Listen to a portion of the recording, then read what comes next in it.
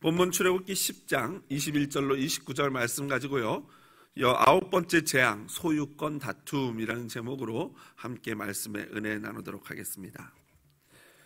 여러분, 캘리포니아의 산호세에 가면요, 280번 고속도로와 윈체스터 블루버드가 만나는 사거리가 있습니다. 그 사거리 코너에 이 윈체스터 미스테리 하우스라는 이 관광지가 있는데요, 일정 요금을 지불하고 그 안에 들어가서 가이드의 안내를 따라서 집안을 이렇게 돌아보는 그러한 관광 장소입니다.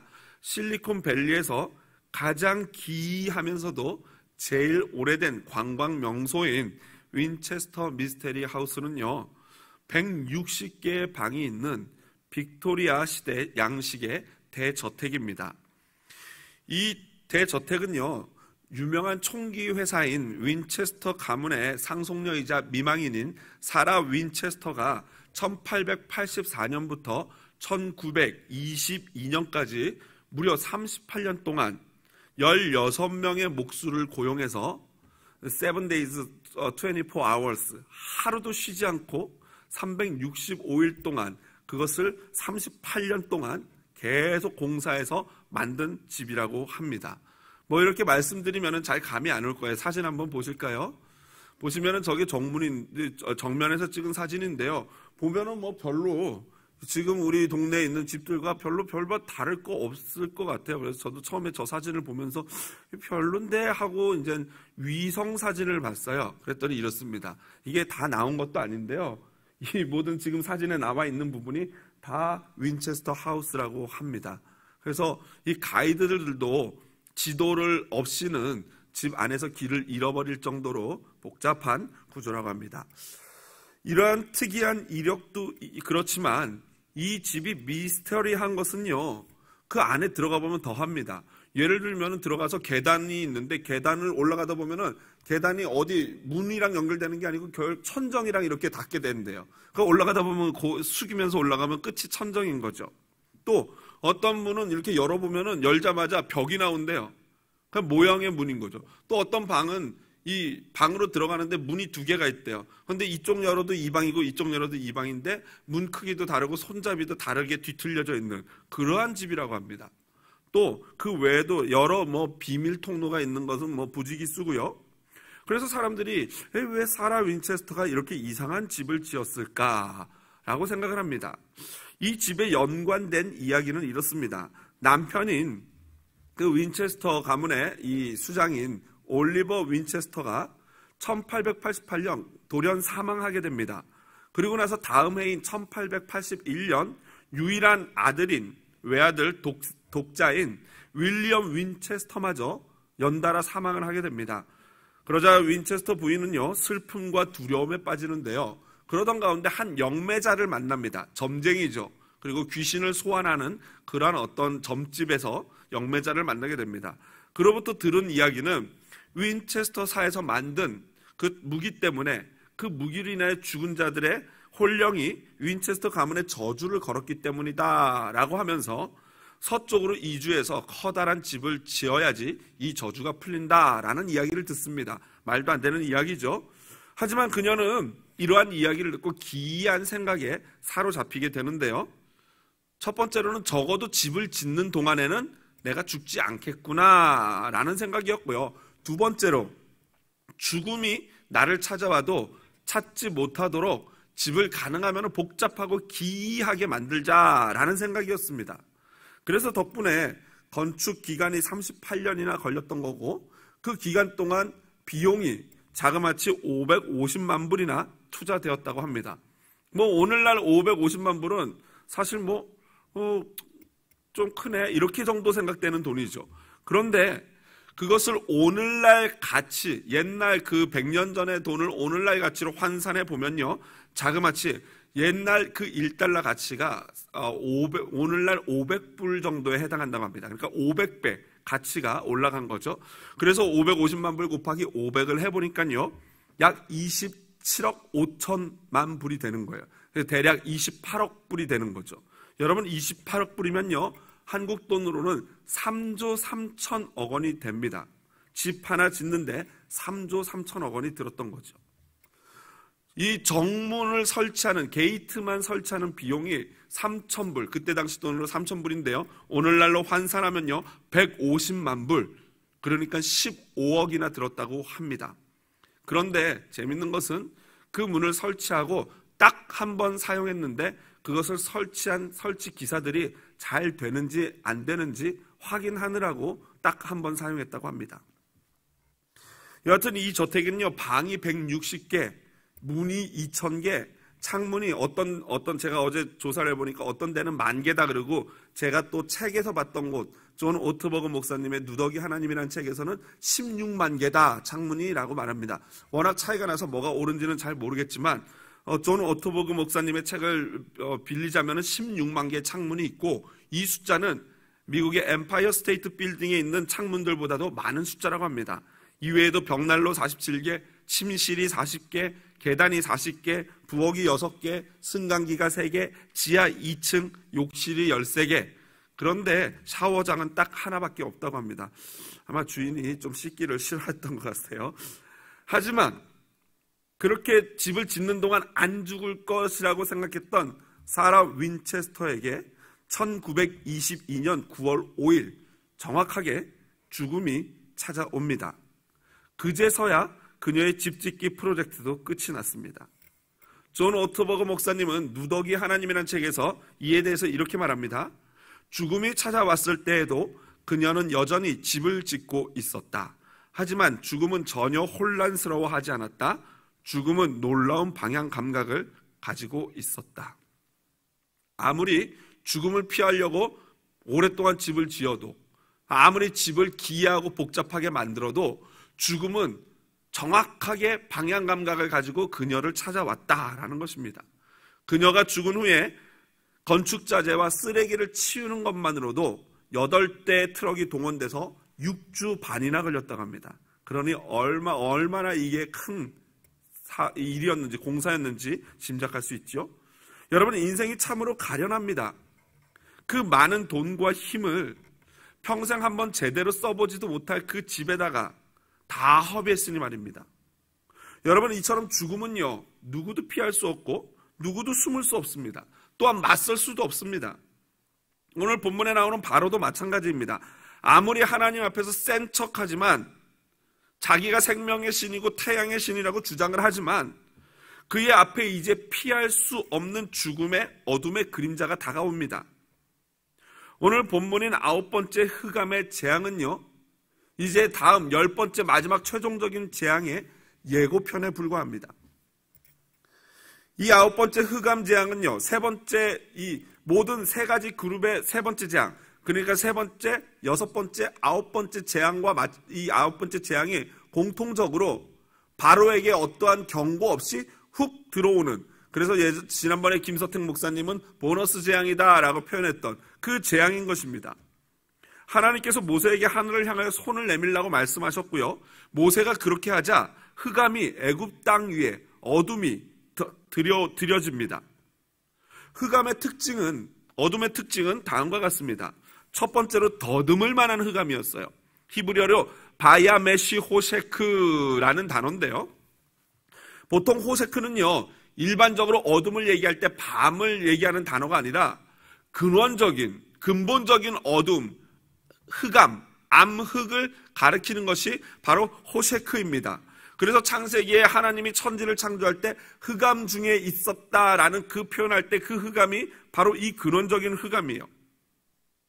이것을 직역하자면은 심지어 느낄 수 있는 어두움이다라는 것인데요, 결국에는 뭐냐면요, 사람이 너무 어두워가지고 보이지 않아서 손을 이렇게 더듬으면서 손으로 느끼면서 갈 수밖에 없는 어두움이 바로 호셰크라는 것입니다. 어느 정도냐면요, 23절 초반절에 보니까 그 동안은 사람들이 서로 볼 수 없으며, 얼마나 어두웠는지 여러분, 이 얼굴을 가까이 대고 있어도 얼굴이 보이지 않아서 손으로 만져봐야지 여기 아들이 있구나, 여기 딸이 있구나를 알 수 있을 정도였어요.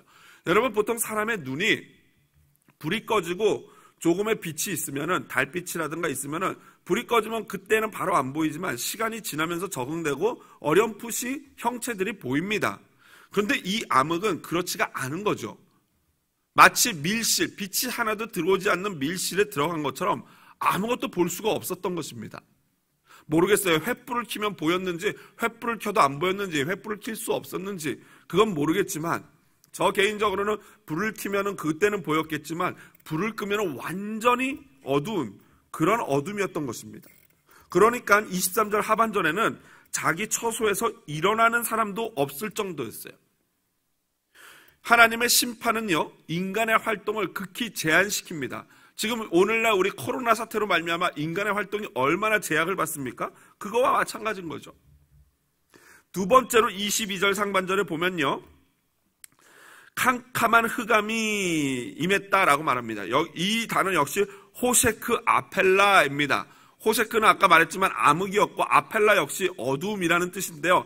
같이 암흑, 어두움, 동의어 같은 의미지만 다른 단어를 두 개를 반복한 거는요, 강조예요. 그만큼 어둡다는 것이죠.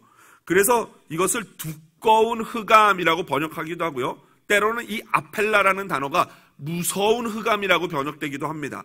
이 무서운 흑암이라는 것은 하나님의 심판과 관련돼서 여호와의 마지막 날 어둠이 임한다 할 때 그때 그 어둠이 아펠라, 무서운 두려운 심판이 있는 어둠인 것입니다. 그렇다면 이 흑암의 재앙은 도대체 무엇에 대한 심판인가? 여호와의 심판인가? 그동안 여러 신들을 하나님이 심판했지만요, 이제 진짜 중요한 심판입니다. 여러분, 이집트 사람들이 가장 중요하게 여기는 신이 무엇입니까? 바로 태양신 라예요. 또는 레라고도 하고요. 또 아툼, 호루스 등과 같은 이 모든 신들이 결국에는 태양과 연결되어 있습니다. 그리고 바로가 바로 태양신의 아들이다라고 사람들이 생각하고 믿고 있어요. 바로 자신도요. 그런데 여러분, 거기에 흑암이 3일 동안 임한 것입니다. 그러니 이집트 사람들한테는 사실 이것은 너무나도 심각한 문제죠. 따지자면 이런 거예요. 자기네들 가장 강력한 신이 태양신인데 그 태양신이 3일 동안 빛을 못 내요. 그러니까 사람들 마음에, 와, 여호와라는 신한테 우리 태양신이 안 되는구나, 우리 태양신 죽었구나 라고 생각이 되는 것입니다. 그러니 이 재앙만큼 심각한 재앙은 없었던 것이죠. 멘붕이 오는 거죠. 또 22절 하반절에 보니까요, 3일 동안 애굽 온 땅에 이 흑암이 있었다 말해요. 불행 중 다행입니다. 보통 여태까지 재앙은요, 모세가 중보 기도를 하면 그 재앙이 그치는 그러한 모양새였다면 오늘 이 재앙은 그냥 3일 동안 흑암이 내렸다가 모세가 중보 기도한 그런 내용 없이 사라지게 됩니다. 그래서 학자들은요, 이 재앙을 자연적인 재앙이었다라고 해석하기도 해요. 예를 들면 캄신이라는 이 사막의 모래폭풍을 가리키는 것이다 라고 말합니다. 간혹가다 이 캄신은 일식과 함께 옵니다. 즉 태양이 이렇게 달로 가려지는 그 현상과 모래폭풍이 함께 오면 꽤 많이 어둡겠죠.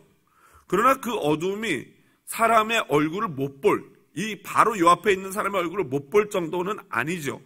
거기다가 또 23절 하반절에 보면요, 온 이스라엘 자손들이 거주하는 곳에는 무엇이 있습니까? 빛이 있었더라. 이것을 설명할 길이 없어요. 똑같은 애굽 지역에 그 애굽 사람들만 사는 동네에는 모래폭풍이 불고 고센 지역, 이스라엘 사람들이 있는 지역에는 모래폭풍이 안 불었다. 이게 오히려 더 기적적이죠. 여하튼 이 재앙은 하나님의 놀라우신 재앙이고 이적입니다. 제 개인적으로 이것을 그림으로 그려본다면은 마치 하나님이 애굽 사람들의 동네를 밀실화했다고 생각합니다. 눈에 보이지는 않지만 어둠의 장벽을 세우셔서 그 안을 빛 하나 안 들어오는 박스처럼 만든 거죠. 그래서 그 애굽 그 진영을 넘어서 밖으로 나오면은 평상시와 같이 환하게 밝은 그러한 이스라엘 고센 땅 지역을 볼 수 있었던 것입니다. 여하튼 이 어둠은요, 바로 지옥을 상징합니다. 마태복음 25장 30절 보면요, 예수님이 이렇게 말씀하시죠. 이 무익한 종을 바깥 어두운 데로 내쫓으라. 거기서 슬피 울며 이를 갈리라. 비유 가운데 이렇게 말씀하시는데 바로 바깥 어두운 데, 즉 빛이 없는 곳이 지옥입니다. 여러분, 신약 성경에서 보면 3일 동안 이 온 세상이 빛을 잃었던 사건이 있어요. 그것이 무엇입니까? 바로 예수님이 십자가에 죽으시고 3일 동안 무덤에 들어가 계실 때예요. 물론 그때 이 땅에 태양빛은 계속 있었습니다. 그러나 예수님은 세상의 빛이라고 하셨어요. 예수님이 없는 3일 동안은 사실 세상은 빛을 잃은 것입니다. 아무리 눈이 있어도요, 사람이 빛이 없으면 볼 수가 없습니다. 눈은 무용지물이에요. 그래서 하나님이 온 세상을 창조하실 때 가장 먼저 무엇을 만드십니까? 빛을 만드셨어요. 빛이 있으라. 빛이 있어야 모든 것을 볼 수 있고 명확해지기 때문이죠. 또한 예수님은 이 땅에 오셔서 이렇게 외치셨죠. 요한복음 9장 5절입니다. 우리 화면 보면서 한번 같이 읽어보겠습니다. 내가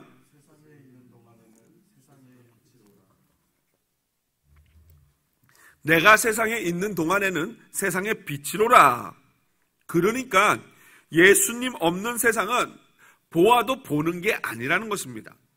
아무리 시력이 2.0이어도 예수님 없는 사람은 눈뜬 장님과 같다라는 것이죠. 아무리 눈이 좋아서 이 세상 거 모든 걸 다 봐요. 하지만 예수님을 알지 못하면 그 사람은 장님이라는 것입니다. 여러분, 예수님을 알게 되는 순간 우리는 우리 눈에 영적인 비늘이 벗겨집니다. 그리고 비로소 이 세상을 제대로 볼 수 있게 되는 것이죠. 여러분, 예수님을 인격적으로 만난 사람들의 공통적인 고백을 들어보셨습니까? 그 공통적인 고백이 뭐냐면요, 세상이 다르게 보이기 시작했다는 것입니다. 똑같아요. 똑같은 어려운 문제가 있고 이 세상은 변한 게 아무것도 없어요. 그런데 예수 그리스도를 인격적으로 만나기 전과 바로 만난 후에는 온 세상이 다르게 보이기 시작하는 것입니다. 왜요? 영적인 눈, 진정한 눈이 떠졌기 때문입니다. 여러분, 신체적인 시각 장애인이나 우리 정상적이라고 할 수 있는 우리 사람들이나 시간이라는 면에서는 똑같이 소경이에요. 무슨 말입니까? 한치 앞길을 육체적 소경도 볼 수 없고 우리 역시도 바로 1초 뒤에 일어날 일이 무엇인지를 볼 수가 없습니다. 그러므로 빛이요 시간의 주인이신 예수님께 우리 삶의 핸들을 하나님께, 예수님께 맡겨야 돼요. 그래야 비로소 안전하게 우리 삶이 나아갈 수 있는 것입니다. 여러분, 23절 보십시오. 아까 봤던 뒷부분 다시 한번 보십시오. 온 이스라엘 자손들이 거주하는 곳에는 무엇이 있습니까? 빛이 있었더라. 여러분, 빛 없는 인생 얼마나 답답합니까? 아마 찍고 받고 날릴 거예요. 여러분, 불이 갑자기 정전이 된 집 상상해 보십시오. 갑자기 환하게 켜져 있던 전등들이 다 꺼지고 집이 어두워졌어요. 그래서 프레시 랜턴을 찾으러 일어나서 가는데 탁자 모서리에 정강이를 박습니다. 가다가 전등에 머리를 박습니다. 여러분, 찍고 받고 하는 게 바로 빛 없는 세상이죠. 꼼짝을 못합니다. 여러분, 부부가 왜 다투는지 아십니까? 이 빛이 없는 둘 다 소경이기 때문에 부부가 다투는 거예요. 예를 들어 볼게요. 코끼리를, 어두운 캄캄한데 코끼리를 남편이 만져봅니다. 코끼리 코를 만졌더니 막 뱀처럼 꾸불꾸불 길어요.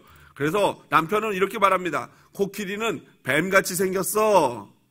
그랬더니 와이프는 코끼리의 뒷다리를 만지면서 무슨 소리, 당신 정신 나갔어. 코끼리가 무슨 뱀같이 생겼어. 나무통이지. 라고 하면서 싸우는 거예요. 여러분, 남의 얼굴에 묻은 것은 잘 보입니다. 왜 그럴까요? 이거는 제가 풍자적으로 말씀드리는 건데요. 남의 얼굴, 남이 실수하는 것, 잘못, 단점들 잘 보이는 이유는요, 그 위에서 하나님의 빛이 내려쬐고 있기 때문에 잘 보여요. 그런데 내 자신의 잘못은 하나도 안 보입니다. 왜 그래요? 내가 어둠에 있기 때문 아닐까요? 진짜로 예수 그리스도의 빛 가운데 있는 자는요, 말씀의 거울을 들여다보면서 내 얼굴에 난 기미, 죽은 깨, 이런 거 하나하나 다 보입니다. 그래서 그런 사람은 남을 탓하고 남의 단점을 보기보다는 내 단점 보기가 바빠요. 그래서 자신을 돌아보고 하나님 이건 바꿔주시고 이거는 고쳐주시고 내가 이렇게 새로워질 수 있게 도와주세요 라고 기도하게 되는 것입니다. 저는요, 우리 한사랑교회 성도들이 있는 곳에 예수 그리스도의 빛이 이렇게 내려지기를 주님의 이름으로 축복을 드립니다. 이스라엘 자손들이 거주하는 곳에는 빛이 있었더라. 이 축복이 있기를 주님의 이름으로 다시 한번 축복드립니다. 바로는 이제 모세를 불러서 제안합니다. 한 발 물러났어요. 너희들 이제 애들은 데리고 가도 좋다. 대신에 또 다른 제안입니다. 양과 소는 머물러둬라. 이 어찌 보면 굉장히 좋은 제안이죠. 그러나 여러분, 사람은요, 물질이 없으면 양과 소, 가축, 먹을 것 없고 양이나 소에서 얻는 우유라든가 그런 것들이 없으면요, 살 수가 없어요. 그래서 모세는 거절합니다. 25절에 보니까 이렇게 말합니다. 모세가 이르되 왕이라도 우리 하나님 여호와께 드릴 제사와 번제물을 우리에게 주어야겠고. 여러분, 왕이나 노예나 똑같습니다. 모두가 하나님의 종이고 하나님을 경배해야 할 존재일 뿐입니다. 바로가 그동안 계속해서 도전을 해왔는데요, 이것은 사탄의 도전과도 같습니다. 첫 번째 8장 25절에 이렇게 도전하죠. 너희는 가서 이 땅에서 너희 하나님께 제사 드리라. 무슨 말입니까? 멀리 가지 말고 이 애굽에서 예배하라는 거예요. 안 된다고 했더니 그러면 너무 멀리 가지 말고 예배해라. 조금만 나가라. 그것도 안 된다고 했더니 나중에 10장 11절 몇 주 전에 봤죠? 너희 남자들만 가서 여호와를 섬기라. 애들은 안 된다. 또 하나님께 혼나고 나니까 이번에는 또 한 발 물러나서 사탄이 그럽니다. 양과 소는 머물러 두고 가라. 여러분, 간혹 가다 보면요, 믿지 않는 남편이나 믿지 않는 아내가 믿는 배우자에게 그런 얘기들 많이 하죠. 아이, 뭐 교회를 꼭 그렇게 멀리 다녀야 돼? 매주 나가야 돼? 아, 예수 믿는 거, 당신 예수 믿는 거 좋은데 너무 심하게는 믿지 마. 아, 애들은 이제 대학 가서 믿으니까 애들 놔둬. 애들은 놔두고 당신만 가. 당신만 가서 애들이랑 나 위해서 기도하면 되잖아. 이렇게 하는 사람들이 있어요. 또 더 나가서 교회 가는 건 좋은데 내가 번 돈 11조는 내지 마. 헌금하지 마. 물질은 놔두고 가. 예요. 아마도 이 바로가요, 그동안 하나님의 이 재앙으로 말미암아 모든 가축, 전 재산 다 잃지 않았습니까? 이 사탄이 그러는 거죠. 요거 본전만이라도 건져야겠다 해서 이런 조건을 달아서 이스라엘 사람들의 가축을 뺏으려는 거죠. 여러분, 그동안 사탄은요, 여러 분야에서 하나님, 모세와 이스라엘과 그 소유권을 놓고 다퉜어요. 지난번에는 자녀들에 대한 소유권을 놓고 다퉜지만 하나님께 패했잖아요. 그랬더니 오늘은 마지막으로 물질에 대한 소유권을 놓고 모세와 대적하고 있습니다. 마틴 루터는 다음과 같이 말했습니다. 그리스도인은 세 가지 회심이 필요하다. 머리의 회심, 가슴의 회심, 그리고 돈지갑의 회심이다. 여러분, 왜 9번째 마지막, 그러니까 최종 10번째 장자의 재앙 말고 마지막 재앙, 이 9번째 재앙이 왜 물질에 대한 소유권 다툼일까요? 그만큼 최종적인 시험이고 하나님과 견줄 만한 것이 물질이기 때문입니다. 여러분, 물질은요, 사실 가치 중립적이에요. 무슨 말입니까? 물질 자체가 선하지도 않고 악하지도 않아요. 물질은 어떻게 보면 쓸 때는 굉장히 귀중한 것이에요. 그러나 반면에 어떤 경우에는 사람을 망하게도 해요. 그게 가치 중립적이죠. 중요한 것은 그 물질을 잘못 섬기면은 그 물질이, 아무것도 아닌 물질이 하나님과 동등한 입장이 될 수 있다는 것입니다. 그래서 예수님이 마태복음 6장 24절에 이렇게 말씀하십니다. 한 사람이 두 주인을 섬기지 못할 것이니 혹 이를 미워하고 저를 사랑하거나 혹 이를 중히 여기고 저를 경히 여김이라. 너희가 하나님과 재물을 겸하여 섬기지 못하느니라. 여러분, 그만큼 물질에 대한 도전과 시험은 큽니다. 간혹 잘못된 성경 해석을 하는 사람들 가운데 요즘 11조 무용서를 주장하는 사람들이 있어요. 할 필요 없다는 거예요. 11조. 이제 구약시대 끝났으니까 율법 필요 없다는 겁니다. 11조 안 하셔도 됩니다. 그런 고민, 이걸 해야 되나 말아야 되나 이런 분들은 안 하셔도 괜찮습니다. 단 아셔야 될 게 하나 있는데, 하나님 앞에는요, 오늘 본문에 보니까 25절, 왕이라도 모든 것을 드려야 한다는 것입니다. 왜냐하면 그게 왕이든 노예든 거지든 본인이 누리는 모든 것이 누구로부터 왔습니까? 바로 하나님으로부터 왔기 때문입니다. 그러므로 그것을 믿는 자는, 만일 진짜 하나님이 나의 주인이시고 왕임을 믿는 자는 그것에 대한 실제적인 고백이 필요해요. 예를 들자면은 연인끼리 연애를 하는데 맨날 사랑한다고 말만 하면서 커피 한 잔 안 사주고 밥 한 번 안 사주고 선물 한 번 안 하고 정성 들인 편지 하나 안 쓴다면은 그 사람이 진짜 그녀를, 그 남자를 과연 사랑하는 것일까요? 그런 점에서 11조나 헌금, 예배드림, 헌신 이런 거는 하나님께 우리의 진정한 마음의 사랑에 눈에 보여지는 고백인 것입니다. 다만 아직 믿음의 단계가 거기 이르지 않은 분은 억지로 11조 하려고 할 필요 없어요. 그게 본인의 믿음의 어떤 수준이기 때문에 그대로 신앙생활 기쁨으로 하시면 됩니다. 그러나 중요한 거는 액수의 많고 적음이 아닙니다. 정말 하나님을 내가 믿는다면, 그렇다면 우리가 가지고 있는 모든 물질의 소유권을 왕이신 하나님께 넘겨야 합니다. 제가 사실 제 얘기하기 좀 민망한데요, 간증 하나 하려고요. 이 팬데믹 상태가 되면서 교회가 이제 클로즈하게 되지 않았습니까? 이 현장 예배가 못하게 되지 않았습니까? 그런데 이상하게 하나님께 이 위기에 내가 하나님께 헌금 드리고 싶다라는 생각이 들었어요. 그래서 이제 사례금도 내가 좀 반 정도만 받고 이렇게 교회 재정이 어려울 거니까 해야겠다라고 생각을 했는데, 참 감사하게도 나라에서 PPP라는 론을 통해서 도와주기도 하고, 또 이 교회 페이먼 하는 거를 1년 동안 유예해주는 그런 프로그램도 있어서 우리 또 장로님들이 열심히 이걸 알아봐 주셔가지고 이 교회가 그래도 그 덕분에 우리 사역자들 살해하고 유지하는 데는 큰 어려움이 없었습니다. 그런데 저는 이런 게 있기 전이니까 그 생각을 못하고 이제 내가 하나님께 헌금 드려야지 마음을 확정을 했어요. 그런데 여러분, 놀라운 일이 벌어졌습니다. 하나님이 어떻게 역사하시냐면요, 트럼프 대통령을 통해서 저한테 돈을 주겠다는 거예요. 그래서 저는 깜짝 놀랐습니다. 제가 그렇게 결단하자마자 그 주에 그 뉴스가 나오는 거예요. 그래서 제가 얼른 제 진짜 결심을 그대로 행하면서 하나님께 헌금을 드렸죠. 그러니까 여러분들 그거 받으신 분들은 다 저 때문에 받으신 줄 아시면 되겠습니다. 믿거나 말거나, 이건 믿거나 말거나, 저 혼자 그렇게 생각합니다. 이거 어떤 분들은 이런 얘기하면요, 목사님 갖다 붙이는 거는, 하여튼 목사들이 뻥이 세가지고 갖다 붙이는 거는 진짜 잘해 막 이러실 거예요. 그러나 그렇게 말씀하셔도 저 개인적인 제 믿음은 내가 이렇게 진짜 순수하게 하나님께 결심하니까 하나님이 이런 축복을 주시는구나 라고 생각이 됐어요. 만약 제 이런 개인적인 이야기가 마음에 안 드신다면 제가 다른 이야기 또 하나 해드리겠습니다.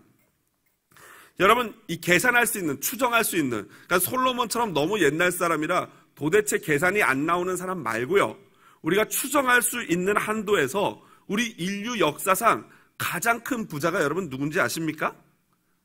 바로 록펠러예요.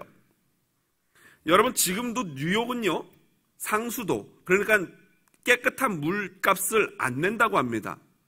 왜일까요? 사실 안 내는 게 아니라 록펠러가 그 모든 물값을 내주기 때문이라고 합니다. 물론 록펠러는 이미 천국에 가셨고요, 그 재단에서 이제 계속 내는 거겠죠. 그가 돈이 얼마나 많았는지요, 1937년도에 그의 돈을요, 오늘날 2019년도, 작년이죠, 작년, 그리고 오늘 2020년도도 마찬가지예요. 오늘 기준으로 환산하면요, 얼마냐면요, 4,090억 달러라고 합니다. 4,090억 달러.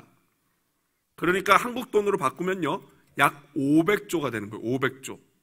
여러분, 이 500조가 무슨 새로 나온 생가 이렇게 생각하실 수 있는데 그렇지 않습니다. 이 500조가 어느 정도 돈이냐면요, 2019년 대한민국 1년 예산이 얼마였는지 아십니까? 476조래요. 그러니까 록펠러가 어느 정도 부자냐면요, 록펠러가 마음만 먹으면은 대한민국 전체를 1년 동안 굴리고도 한 20몇 조가 남는 그 정도 부자예요. 그 당시 1937년 당시 그의 재산이 미국 전체 이 버짓의 1.5%를 차지했대요. 한 사람이 갖고 있는 돈이. 그러니까 록펠러 같은 사람 100명만 있으면 미국 전 재산하고 똑같은 거죠. 대단한 거죠. 여러분, 지금 현재 오늘날 제일 부자가 누굽니까? 요즘 돈 더 많이 가치가 올라간 그분 있잖아요. 제프 베조스, 아마존 사장. 그의 재산이 록펠러의 3분의 1 수준입니다. 물론 이 록펠러에 대해서 긍정적인 평가도 있고 부정적인 평가도 있어요.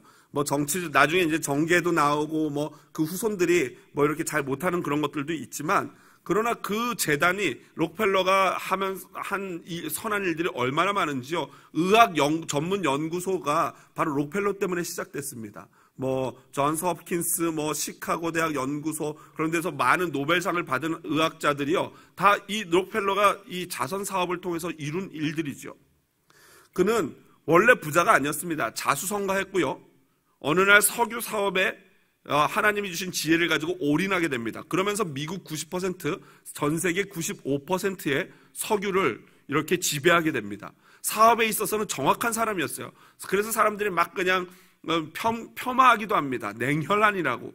그러나 그는 가정생활도 너무나도 따뜻하게 충실하게 했고 또 자선사업도 굉장히 많이 했던 사람입니다. 그렇게 살다가 55세에 갑자기 몸이 아프기 시작합니다. 어느 정도로 몸이 아팠냐면요, 나중에는 식사를 못해서 비스켓 한 조각과 홍차로 식사를 대신할 정도였다고 합니다. 그리고 55세에 시한부 선고를 받으면서 이 록펠러의 삶에 위기가 왔죠. 이제 55세밖에 안 된 젊은 사람인데 이제 죽을 수밖에 없으니 얼마나 마음이 힘들겠습니까? 그러면서 그는 이 자기 책에 이렇게 기록을 합니다. 돈이 전부가 아니라는 것을 절실히 깨달았다.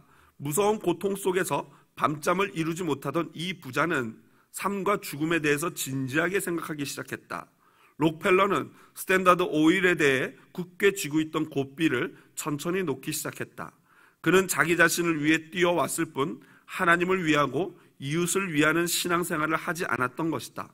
비록 그 동안에도 11조를 꼬박꼬박 드리는 것은 물론 많은 자선사업을 해왔지만 그것이 결국 자신을 위한 방편에 불과했다는 것을 록펠러는 깨달았다. 록펠러가 이렇게 깨닫고 나서요, 하나님께 진심 어린 기도를 하게 됩니다. 이렇게 기도합니다. 하나님, 부디 제 건강을 돌려주십시오. 오래 살고 싶어서가 아니라 지금까지 제가 벌어들인 돈을 세상을 위해 보람있게 쓰고 싶어서입니다. 라고 기도합니다.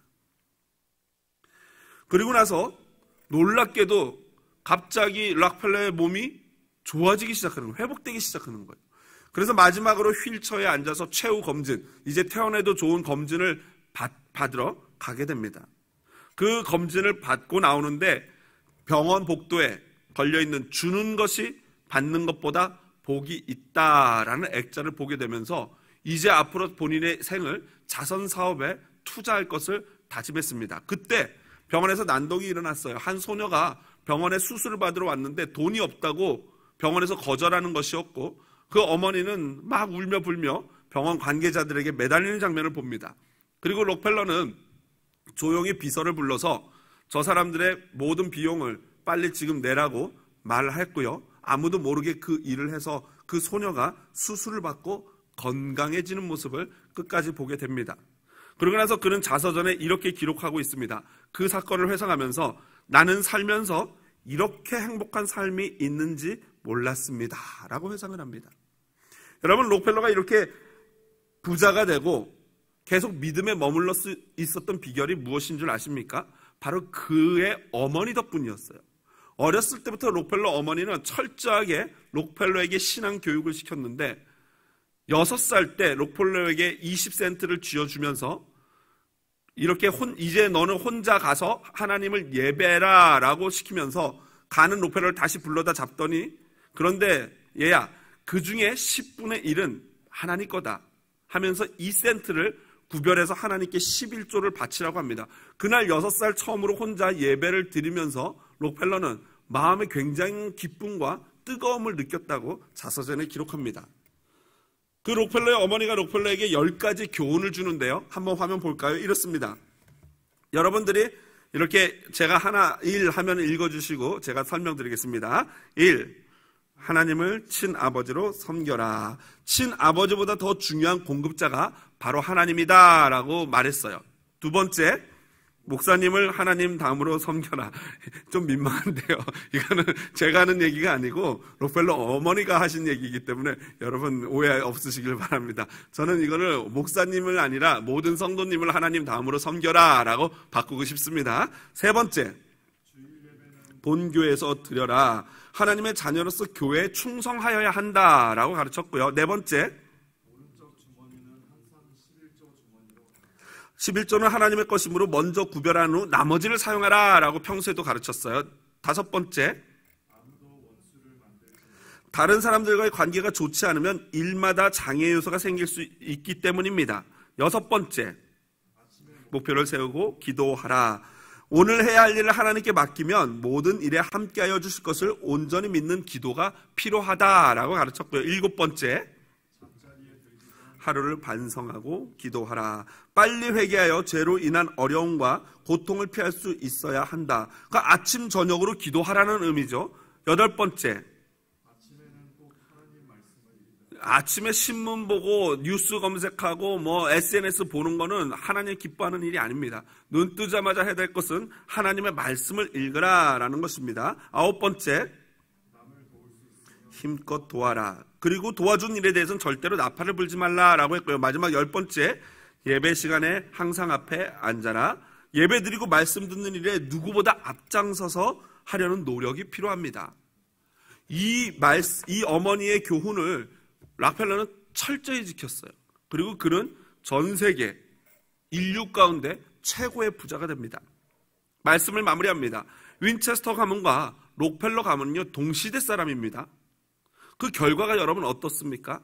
한 가문은 둘 다 엄청난 부자였지만 한 가문은 돈과 이 땅의 삶에 목숨을 걸었어요. 그러다 사라져버립니다. 하지만 록펠러 가문은요, 하나님에게 목숨을 겁니다. 그리고 지금까지도 많은 사람에게 유익을 끼치는 가문이 되었어요. 여러분, 오늘 본문도 동일합니다. 바로와 모세의 싸움은 결국 내 모든 것이 누구의 것이냐라는 소유권에 대한 싸움입니다. 모세는 26절 하반절에 이렇게 말합니다. 26절 아랫부분을 보면요, 우리가 거기에 이르기까지는 어떤 것으로 여호와를 섬기는지 알지 못함이니이다. 무슨 말입니까? 우리가 광야에 나가서 하나님께 예배를 드릴 때 하나님이 내가 가지고 있는 것 중에 뭐를 요구하실지 모른다는 거예요. 그러므로 무엇을 요구하든지 어떻게 하겠다는 것입니까? 하나님께 드릴 준비가 되어 있는 거예요. 하나님이 무엇을 원하시든지 간에 내 이걸 드리겠다라는 자세가 모세의 자세인 것입니다. 과연 여러분, 우리는 무엇을 하나님께 드려야 할까요? 일정 금액의 헌금, 일정 시간의 헌신, 예배 모두 너무나 귀합니다. 하지만 여러분, 하나님이 저와 여러분에게 원하시는 것은요, 그 부분이 아니에요. 하나님은 저와 여러분의 전체 온전한 삶을 원하실 줄로 믿습니다. 왜요? 무엇이든지 모든 것이 다 하나님께 속했기 때문이고, 또한 하나님이 저와 여러분을 위해서 당신의 전부를 주실 것이고 주셨기 때문입니다. 생명을 주신 분에게 우리는 무엇으로 갚아야 되겠습니까? 우리의 삶의 전체를 드림으로도 갚을 수가 없는 것입니다. 오늘 이 시간 그 하나님 앞에 내 삶에 무엇이든지 주 뜻대로 사용하여 주시옵소서라고 믿음으로 고백하는 우리 한사랑 성도 되시기를